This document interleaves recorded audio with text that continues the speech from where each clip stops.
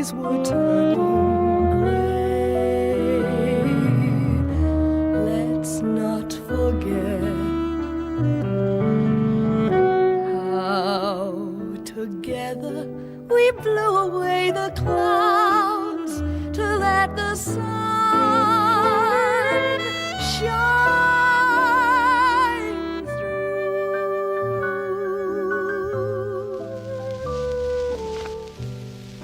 This morning, the British ambassador in Berlin handed the German government a final note stating that unless we heard from them by 11 o'clock, that they were prepared at once to withdraw their troops from Poland, a state of war would exist between us.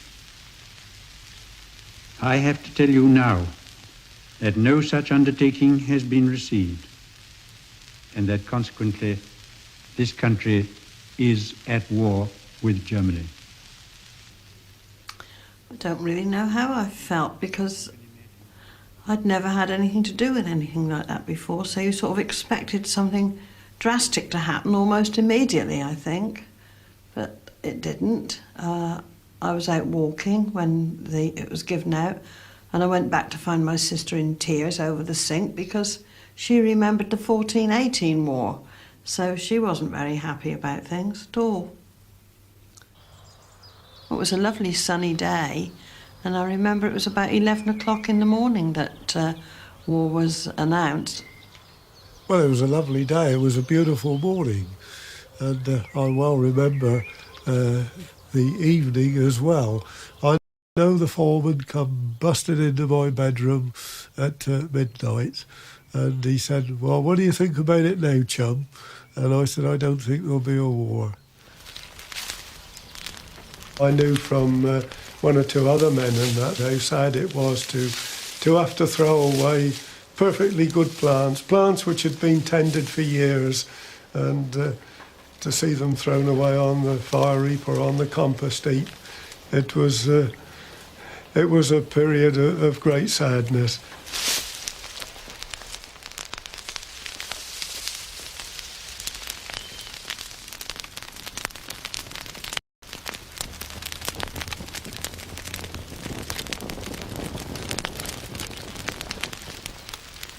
Harry Dodson, head gardener at Chiltern Gardens, relives the moment of heartache that faced many gardeners in 1939.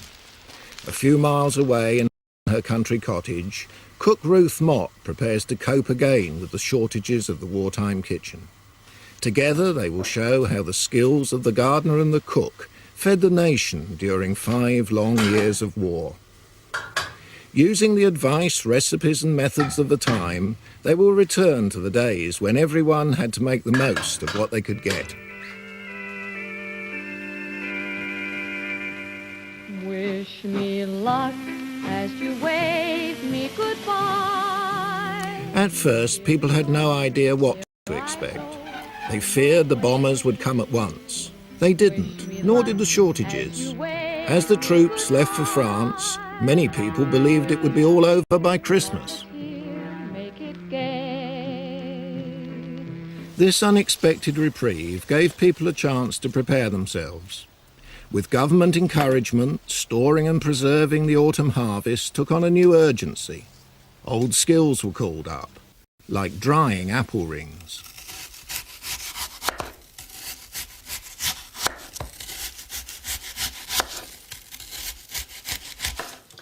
Now I'm cutting this into about 6 or 8 rings. This is a nice apple because it's soft, and so it'll dry out, because that's the object of the manoeuvre, and then we can keep these for the rest of the winter or quite a long time.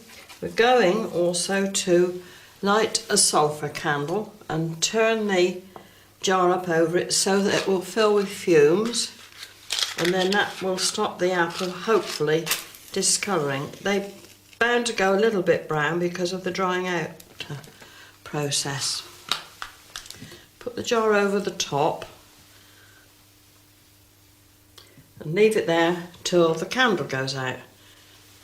Have a saucer ready so that when the candle's gone out, you can pop that over the top quickly to keep your fumes in, and then we'll pop in the apple rings and give them a good shake. We don't use this method very much today because it's quite a long process.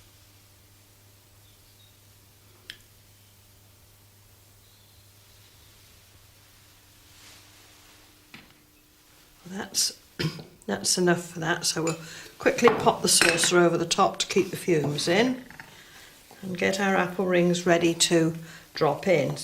We want them to go in as much as we can singly. Trying to do them like that so that I don't lose too much stuff, and then just drop them in one at a time. That'll be enough. And put the lid back on and give them a good shake to make sure that they get enveloped with the fumes, and then they shouldn't discolour too much.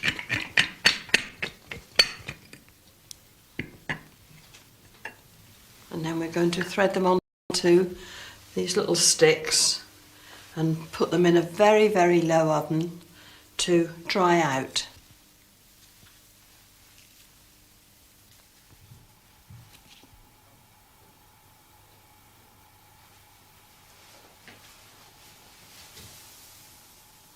Well, you want a very, very low oven, as low as you can get it.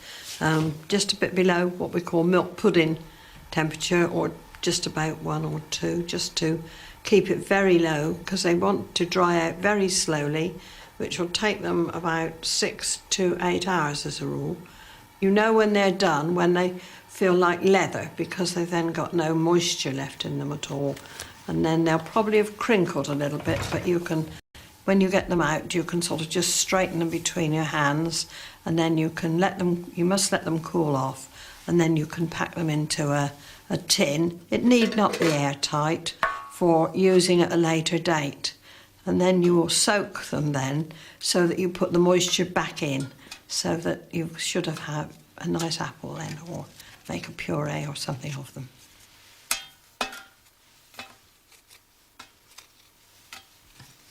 If no bombers appeared over the skies of Britain, U-boats certainly prowled the coastal waters.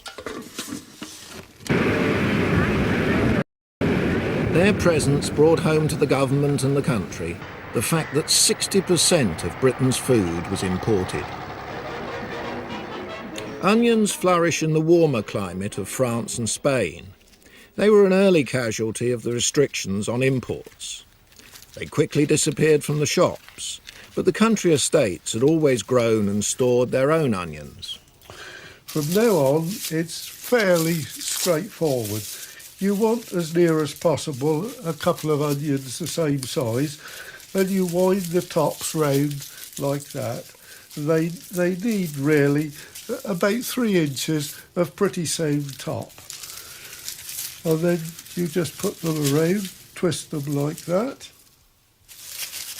Those two didn't want to go quite where one wants them, and that often happens. But it comes right in the end. You want to keep the rope going even. Now the next one will come so that they fill in that hole. A lot of people have got the idea that these are tied on. Good garden fashion and good old kitchen gardeners, I've never seen any of them ever tie them on. It was always used by this method.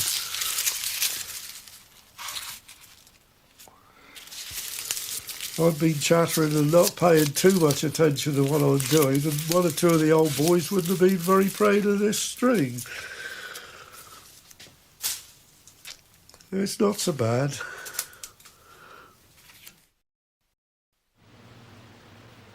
Among those evacuated in the first days of the war were mothers with young children. Joyce and her small son Paul arrived from London. Ruth, like so many others, must learn to share her kitchen.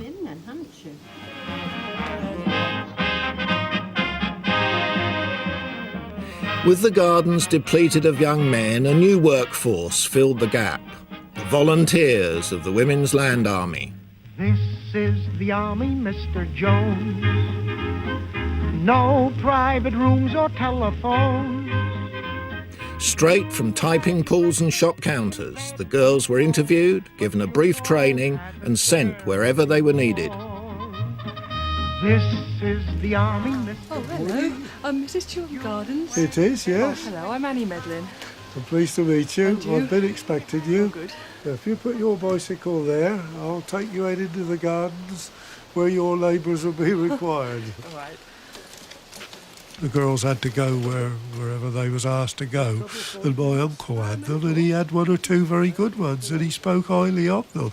And I don't doubt that many, many men found them extremely useful, and would have been very, very hard pushed to have kept up with the gathering of crops and that sort of thing without the aid of the land girls. We get a few summer crops off of it, and then we crush up some autumn crops again. A pool of tractors was created to help bring land into production. At Chiltern, a derelict orchard is to make way for vegetables.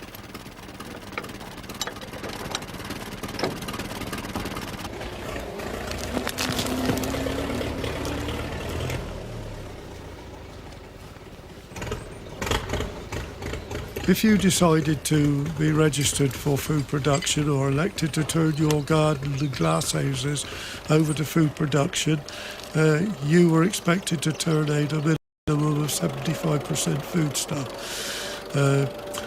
I think it was pegged at that because it was understood that that would about be the maximum that some of these gardens would be able to turn out because of the sizes of the paths and that sort of thing.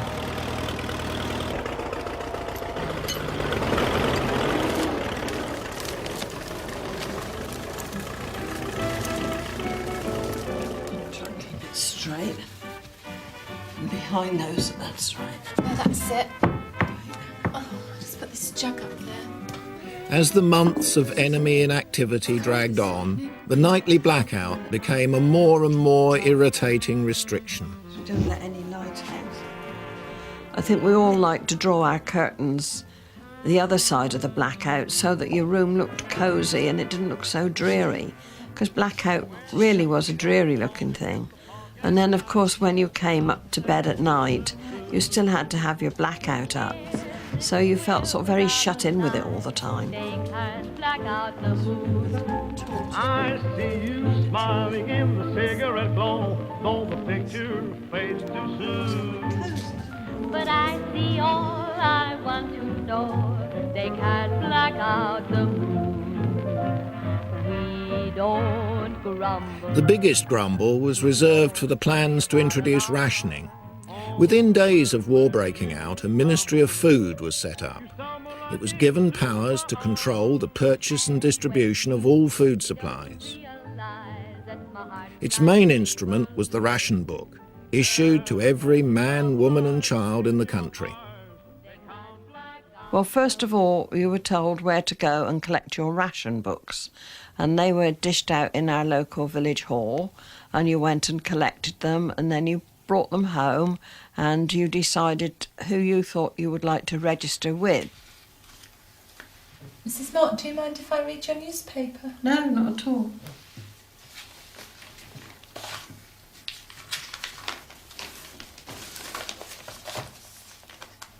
You registered with whatever, if you're a grocer, you had to ask them if they would accept you.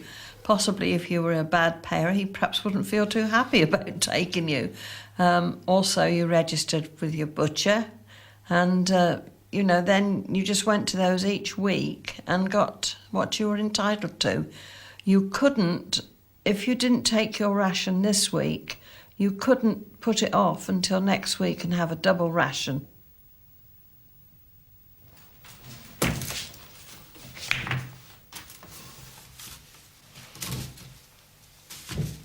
The older people told you that how lucky you were that rationing was going to be introduced so early, because in the First World War it wasn't introduced till 1917, And all the early part of the war, they used to go all over the place to find things if it was in the shops, because it went in possibly to the town more than it did to the villages. So this was a very equal way of serving out, even if it was small. Will be a little late this year. Well, I think everybody thought they were hard done by. In the country, we felt they did better in the town, and in the town, they thought you did better in the country. I mean, we had access to rabbits, eggs, perhaps a drop more milk, various things like that. In the town, of course, they knew the minute that the fish was in the fish shop. They had the advantage of queuing for cigarettes, which would only be in a very, very small amount in the village. And winter continues cold as if to say spring will be a little slow to start, a little. In the glass houses of estate gardens like Chiltern, thousands of ornamental plants had to be destroyed to make way for food crops. But if, like these climbing roses, they took up little space, they could be spared. Harry digs the recently cleared bed to grow early cauliflowers. Glass houses were a great asset as they provided vegetables at a time of year when there was a shortage of fresh greens. Will be a little late this year.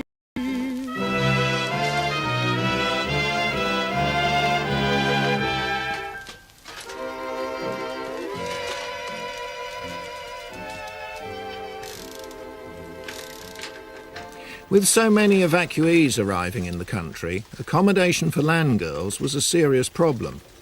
Many had to put up with crowded hostels, unsuitable bothies and insanitary digs. Annie's lucky. She's billeted with a family in a nearby market town.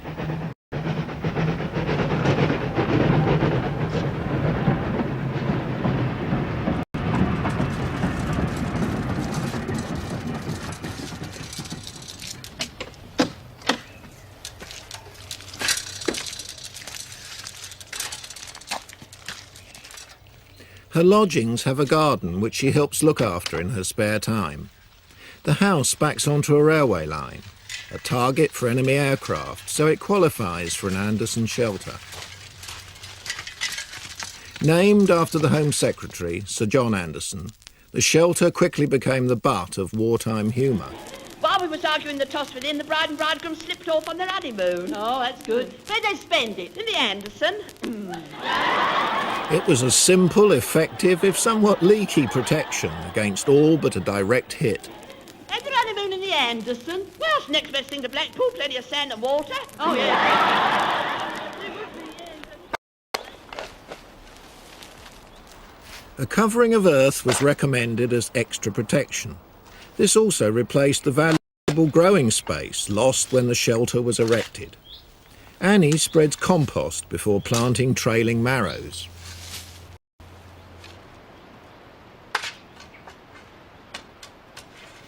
The government condemned hoarding, but encouraged stocking up the larder with homemade preserves. Ruth stores eggs for the winter. Well, we've had these eggs given to us because the chickens are laying well at the moment.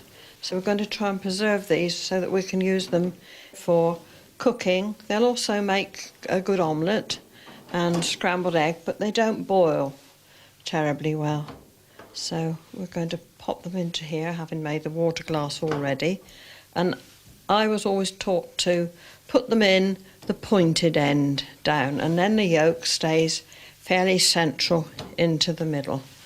If you do them the other way up, it's not so easy. And then we can put these into the water glass, and then we can keep adding to them as we get the odd egg that we're not going to use, and it's nice and fresh and we can pop it in. So we hope to get the basket full eventually.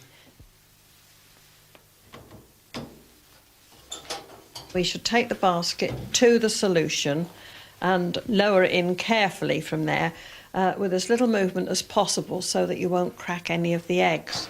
And that should be covered with water glass. The bulk of Britain's eggs and chicken food was imported. Now, with limited animal feed coming into the country, it was the dairy farmer, not the poultry keeper, who got priority. An egg shortage was clearly just round the corner. I met a little fellow with a letter in his hand. He asked me if I'd post it in the box for fairyland. I slipped it in the mailbox. The war was not over by Christmas, and many people were spending it far from their families. Despite there being goods in the shops, there was deep anxiety about what the new year would bring. Happy Christmas from Paul and I.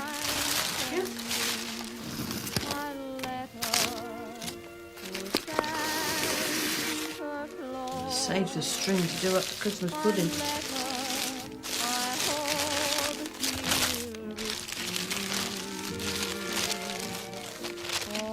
Oh, Mrs. Locke, they're lovely. Thank you.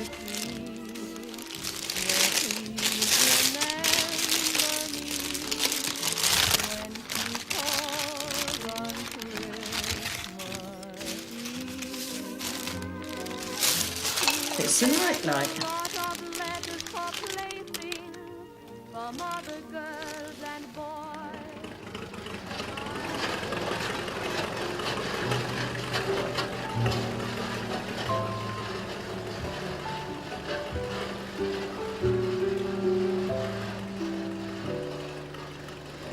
When we look back now, 2 years gone by, to a dark and stormy sky,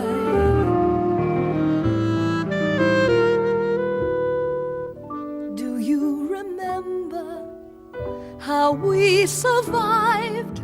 Come rain or shine, it turned out fine. Though the memories are fading of those days so long ago now, when skies were turning grey, let's not forget how together we blew away the clouds to let the sun